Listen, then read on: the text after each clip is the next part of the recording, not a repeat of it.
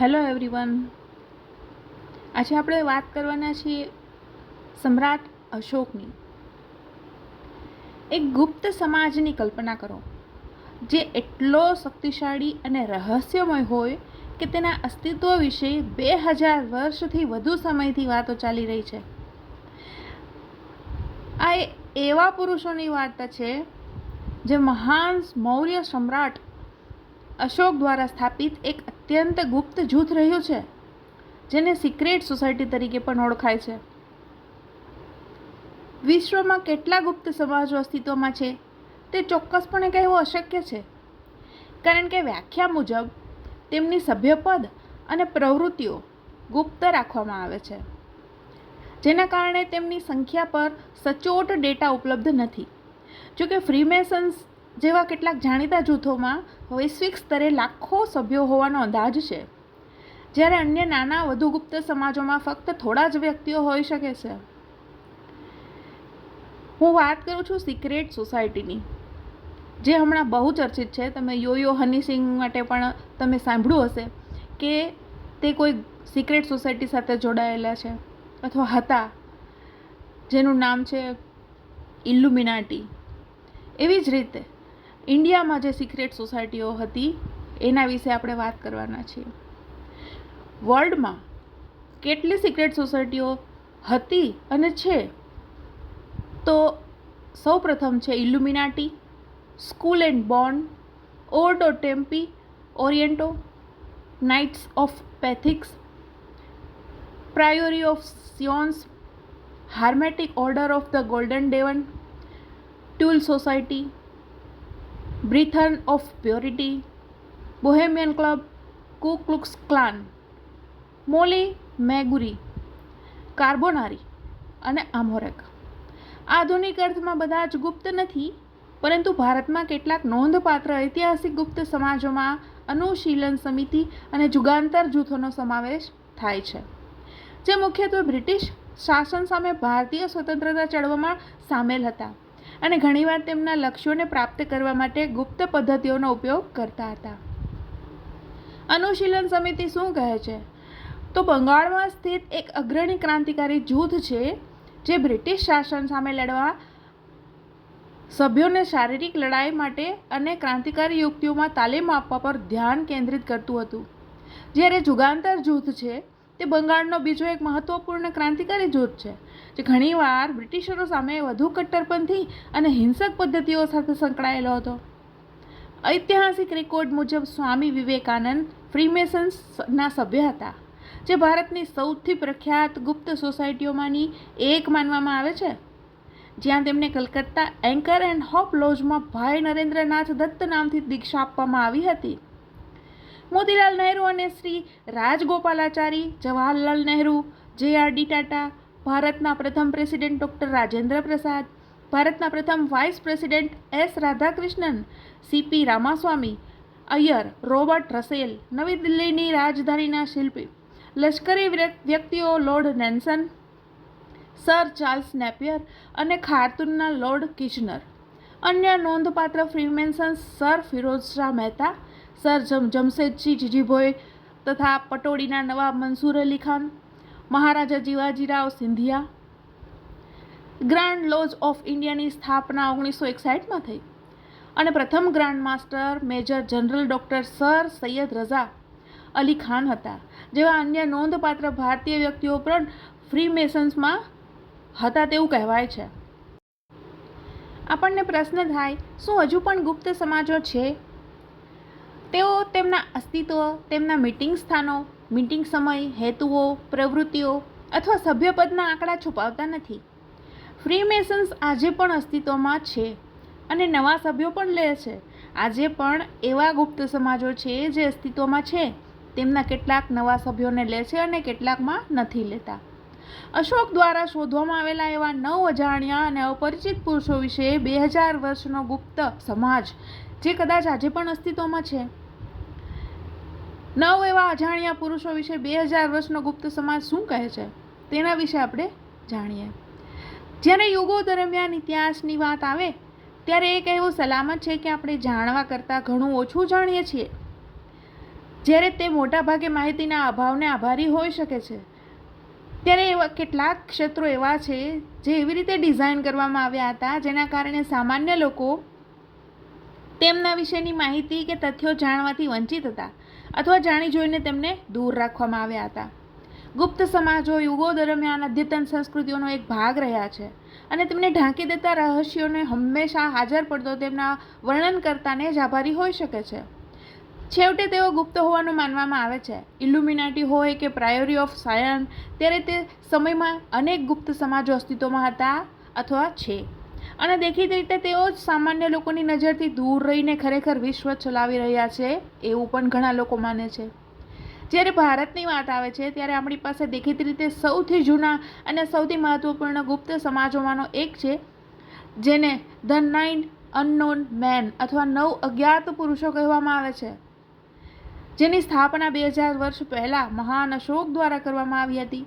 એવું કહેવાય છે કે સમ્રાટ અશોક માનતા હતા કે જ્ઞાન એ શક્તિ છે અને શક્તિને જાળવવાની ચાવી એ છે કે જ્ઞાનનો સંગ્રહ, સંવર્ધન અને ઉપયોગ એવી રીતે કરવામાં આવે કે જેનો ઉપયોગ મહાન કાર્યો માટે થઈ શકે, પરંતુ જો તે ખોટા હાથોમાં આવે તો તે ભયંકર પણ સાબિત થઈ શકે છે.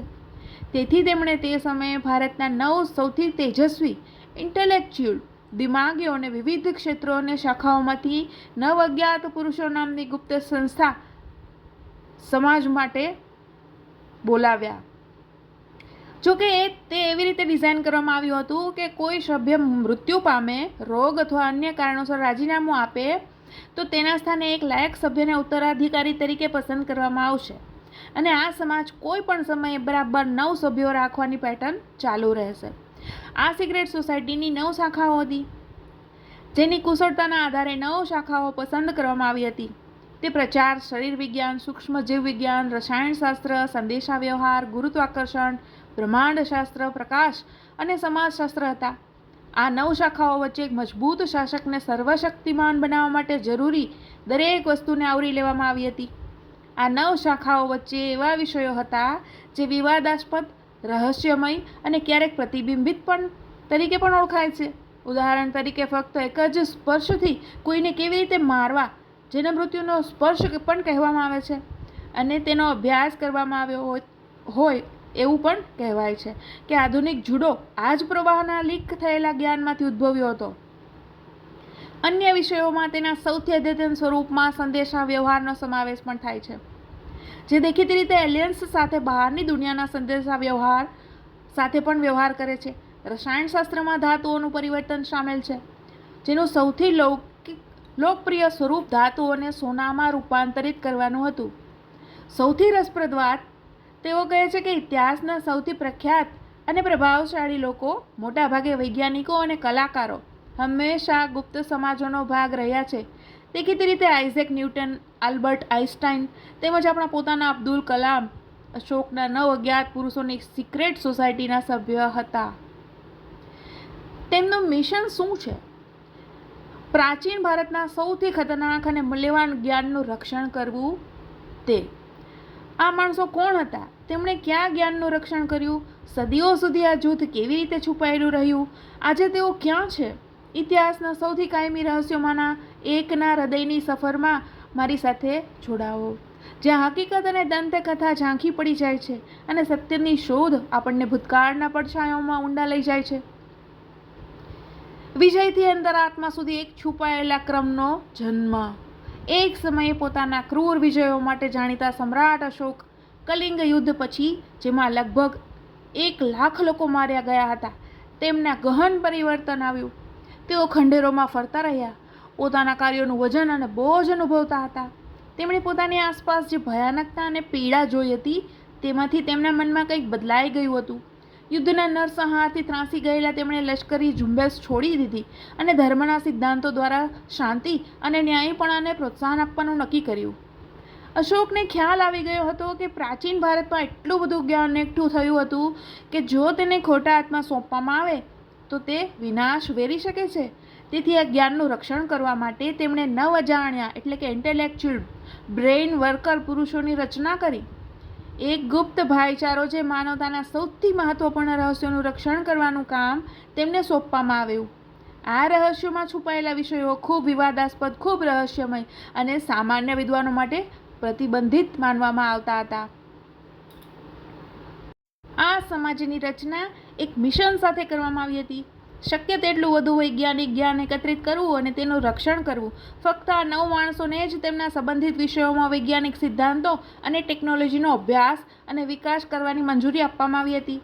અશોકને ડર હતો કે જો આટલું અદ્યતન જ્ઞાન દરેક માટે ઉપલબ્ધ થશે તો તેનો ઉપયોગ વિનાશક હેતુઓ માટે થઈ શકે છે. આ અમૂલ્ય જ્ઞાનને સાચવવા માટે 9 સભ્યોમાંથી દરેકને તેમના વિષયો સાથે સંબંધિત પુસ્તક બનાવવા, અપડેટ કરવા અને સુધારવાનું કામ સોંપવામાં આવ્યું હતું. સતત અપડેટ અને પુનરાવર્તનથી ખાતરી થતી હતી કે જ્ઞાન સુસંગત અને અદ્યતન રહે. જ્યારે 9માંથી કોઈ એક મૃત્યુ, માંદગી અથવા રાજીનામા જેવા સંજોગોને કારણે આગળ ન વધી શકતું, ત્યારે કાળજીપૂર્વક પસંદ કરાયેલા અનુગામી કાર્યભાર સંભાળશે. આમ સોસાયટીમાં હંમેશા 9 સભ્યો રહેતા. એવું માનવામાં આવે છે કે 9 અજાણ્યા પુરુષોનો આ સમાજ આજ સુધી ટકી રહ્યો છે. તેમના રહસ્યો અને જ્ઞાન પેઢી દર પેઢી પસાર થતા રહ્યા છે, હંમેશા સુરક્ષિત રહ્યા છે, હંમેશા આગળ વધી રહ્યા છે. ધ સિક્રેટ બુક્સ, 9 રહસ્યોનો ખુલાસો. હવે જ્યારે આપણે આ રહસ્યમય સમાજના મૂળ અને મિશનનો પર્દાફાશ કર્યો છે, ત્યારે સળગતો પ્રશ્ન એ છે કે તેઓ કયા પ્રકારના જ્ઞાનને બચાવવા માટે આટલા સખત પ્રયાસ કરી રહ્યા હતા. એવું માનવામાં આવે છે કે 9 અજાણ્યા પુરુષો નીચેના વિષયો પર કામ કરી રહ્યા છે. સાંભળો કયા છે. શરીર વિજ્ઞાન. માનવ શરીરના રહસ્યોમાં ઊંડા ઉતરતા તેમણે ધ ટચ ઓફ ડેથ તરીકે ઓળખાતી ઘાતક તકનીક સમજાવી, જેમાં ફક્ત સ્પર્શ કરીને કોઈને મારી નાખવા માટે ચેતા આવેગને ઉલટાવી દેવાનો સમાવેશ થાય છે. અથવા આ પુસ્તકમાંથી લીક થવાથી એવું પણ માનવામાં આવે છે કે જુડોની માર્શલ આર્ટની રચના થઈ હતી. બીજું છે સંદેશા વ્યવહાર. સંદેશા વ્યવહારની અદ્યતન પદ્ધતિઓનું અન્વેષણ કરતાં તે પાર્થિવ અને બહારની દુનિયા બંનેમાં ફેલાયેલા જ્ઞાન તરફ સંકેત આપે છે. આ સૂચવે છે કે તે નોન અનનોન બ્રહ્માંડની ઊંડી સમજ ધરાવતા હતા અને આપણા વિશ્વની બહારના જીવોથી પણ વાકેફ હતા. ત્યારબાદ ગુરુત્વાકર્ષણ. ગુરુત્વાકર્ષણ પરના પુસ્તકમાં ગુરુત્વાકર્ષણ વિરોધી ઉડતી મશીન બનાવવાની પદ્ધતિઓનો સમાવેશ થવાની અફવા છે, જે એક અસાધારણ સિદ્ધિ છે જે આધુનિક ટેકનોલોજી હજુ સુધી હાંસલ કરી શકી નથી.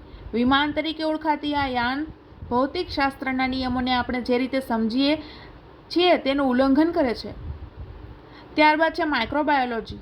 બાયોટેકનોલોજી પર ધ્યાન કેન્દ્રિત કરતા એવી અફવા છે કે આ પુસ્તકના પૃષ્ઠોની અંદરથી કોલેરા રસીની રેસીપી જાહેર કરવામાં આવી હતી.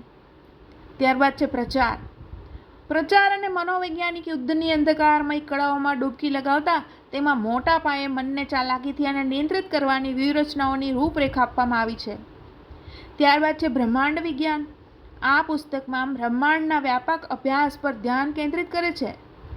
ત્યારબાદ છે કિમિયાશાસ્ત્ર.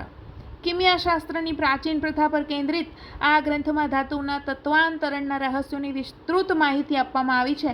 એવું માનવામાં આવે છે કે આ પુસ્તકમાં સીસાને સોનામાં રૂપાંતરિત કરવાની પદ્ધતિનો સમાવેશ થાય છે. ત્યારબાદ છે પ્રકાશ. પ્રકાશના ગુણધર્મોની શોધ કરવી, જેમાં તેની ગતિ અને વિનાશક શસ્ત્ર તરીકે તેનો ઉપયોગ કરવાની ક્ષમતાનો સમાવેશ થાય છે. ત્યારબાદ આવે છે સમાજશાસ્ત્ર. છેલ્લો ગ્રંથ સમાજશાસ્ત્ર પર કેન્દ્રિત હતો, જેમાં સમાજની પ્રગતિ માટે માર્ગદર્શિકા અને તેના પતનની આગાહી કરવાની પદ્ધતિઓ પૂરી પાડવામાં આવી હતી. એવું માનવામાં આવે છે કે આ 9 વ્યક્તિઓ જ્યારે પણ તેમને લાગે છે કે વિશ્વને મદદની સખત જરૂર છે, ત્યારે 9 પુસ્તકોમાંથી તેમની વિવેક બુદ્ધિથી માહિતી લીક કરે છે. રહસ્યો ખુલ્યા. છુપાયેલા બ્રધરહુડનો ઘટસ્ફોટ. આ રહસ્યો ક્યારે ખુલ્યા? આ ગુપ્ત સમાજમાં અસ્તિત્વનો સૌથી પ્રથમ ઉલ્લેખ 1923માં ટાલબોટ મુંડીએ પોતાના પુસ્તક ધ 9 અનનોન મેન નામના પુસ્તકમાં કર્યો હતો. મુંડી એક બ્રિટિશ અધિકારી હતો જે 5 વર્ષ સુધી ભારતમાં જ તૈનાત રહ્યો હતો. 1960માં લુઈસ પાઉલવેલ્સ અને જેક્સ બર્ગિયરે તેમના પુસ્તકનું નામ ધ મોર્નિંગ ઓફ ધ મેજિશિયન્સમાં જણાવ્યું હતું કે આ 9 અજ્ઞાત પુરુષો પોપ સિલ્વેસ્ટર બીજાને વ્યક્તિગત રીતે મળ્યા હતા. ભારતથી પાછા ફરતા પોપ પાસે કેટલાક ખૂબ વિચિત્ર ગેજેટ્સ આવ્યા હતા. તેમાં કમ્પ્યુટરાઇઝ્ડ બ્રોન્ઝ હેડનો સમાવેશ થાય છે, જે દ્વિસંગી ફોર્મેટમાં હા અથવા ના પ્રશ્નોના જવાબ આપી શકે છે. આ તકનીકી તેના સમય કરતાં પ્રકાશ વર્ષો આગળ હતી. પોપે આ ઉપકરણોને લોકો સમક્ષ પ્રદર્શિત કરવાનો પ્રયાસ કર્યો, પરંતુ રહસ્યમય રીતે તેમનું મોત નીપજ્યું હતું. દંતકથાઓ અથવા વાસ્તવિકતા, નવ અજાણ્યા પુરુષોનું અનંત રહસ્ય. જ્યારે કેટલાક રિસર્ચરોનું માનવું છે કે 9 અનનોન મેન માત્ર એક દંતકથા છે અને આમાં ભાગ્યે જ કોઈ સચ્ચાઈ છે. આ મુખ્યત્વે એટલા માટે છે કારણ કે તે સ્વીકારવું મુશ્કેલ છે કે પ્રાચીન ગુપ્ત સમાજ 2000 વર્ષથી વધુ સમયથી ગુપ્તતામાં રહેવામાં સફળ રહ્યો છે.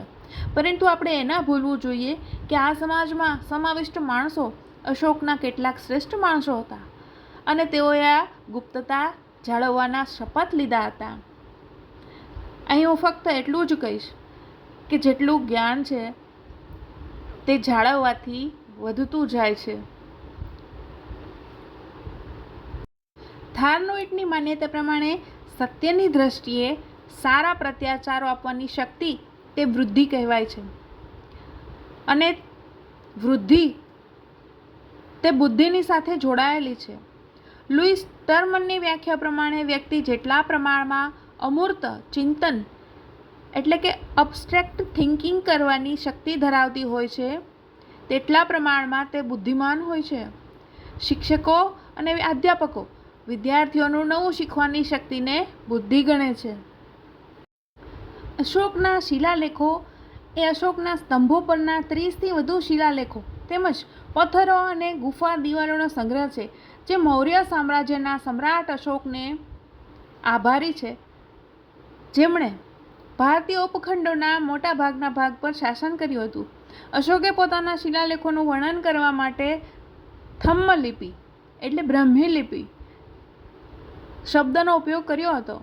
આ શિલાલેખો આધુનિક ભારત, બાંગ્લાદેશ, નેપાળ, અફઘાનિસ્તાન અને પાકિસ્તાનના વિસ્તારોમાં ફેલાયેલા હતા અને બૌદ્ધ ધર્મના પ્રથમ મૂર્ત પુરાવા પૂરા પાડે છે. આ શિલાલેખો અશોકના ધમ્મ પરની નીતિનું વિગતવાર વર્ણન કરે છે, જે એક જટિલ સમાજને સામનો કરતી કેટલીક સમસ્યાઓને ઉકેલવાનો એક ગંભીર પ્રયાસ છે. શિલાલેખો અનુસાર આ સમયગાળા દરમિયાન તેમના ધમ્મના પ્રચારની હદ ભૂમધ્ય પ્રદેશોના ગ્રીકો સુધી પહોંચી હતી.